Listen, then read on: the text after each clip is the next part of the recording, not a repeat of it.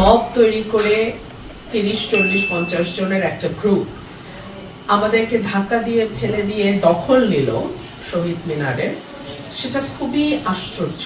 যেখানে আমি যাই সেটা সংসদ সদস্য বলে না, মানুষের মধ্যে এক ধরনের আনন্দ খুশি তৈরি হয়, মানুষ আসে ছবি তুলতে চায়, যে কারণে হয় কি যে আমি যেখানে যাই না কেন আমার সাথে যারা থাকেন তারা সর্বপ্রথম নিরাপত্তা বিষয়টির দিকেই নজর দেন।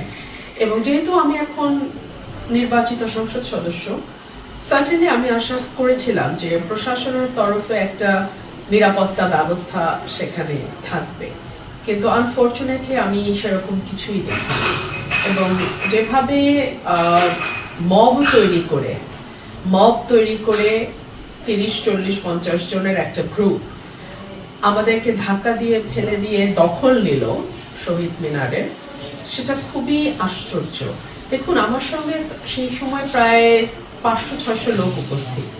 আমি চাইলে কিন্তু সেখানে একদম খবর করে ফেলতে পারতাম, কিন্তু আমি আমার নেতাকর্মীদেরকে সর্বোচ্চ ধৈর্যের পরিচয় দিতে বলেছি এবং আমি বলেছি তোমরা মার খাবে কিন্তু পাল্টা হাত তুলবে না।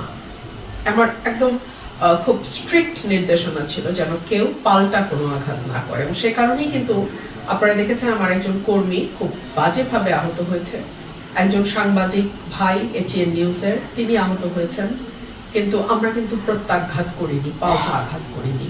বাট আনফরচুনেটলি প্রশাসনকে আমি বলবো যে নিরাপত্তা ব্যবস্থায় একটা বিরাট শিথিলতা ছিল, একটা বিরাট ফাঁক ছিল। দেখুন, ওখানে যারা মব করেছে তারা কেউ অপরিচিত নয়। পুলিশ চাইলে ওখানেই অ্যারেস্ট করা উচিত ছিল, এটা পুলিশের চোখের সামনে হয়েছে, অ্যারেস্ট সাথে সাথে করতে পারতো। আমাকে সেই জন্য মামলা করতে হলো। এখন মামলা করার পরে অ্যারেস্ট হবে কিনা আমি তাও জানি না, কারণ আমাদের একটা কালচার তৈরি হয়েছে যে পুলিশ আসলে দলীয় বাহিনীর মতো, প্রশাসন দলীয় বাহিনীর মতো কাজ করে। সেখান থেকে আমি এখনো মনে করি না যে খুব ইন্ডিপেন্ডেন্ট কোনো প্রশাসন বা পুলিশ আমরা পেয়েছি।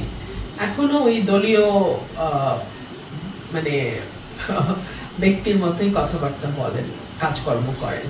কি আর করা, এটাই বাংলাদেশ।